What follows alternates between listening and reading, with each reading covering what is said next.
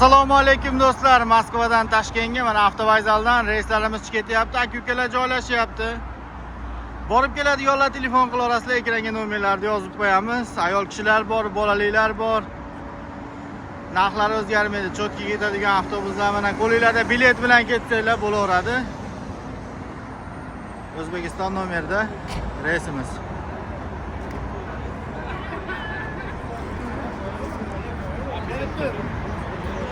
Telefon qilaverasizlar, mana aka-ukalar biletlar bilan как положено joylashyapti.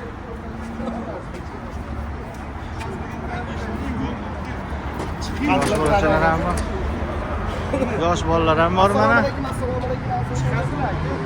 Ketadiganlar telefon qilaverasizlar.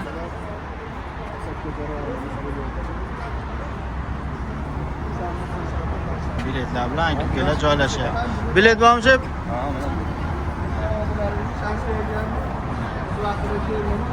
Kelaverasizlar, ketaverasizlar do'stlar.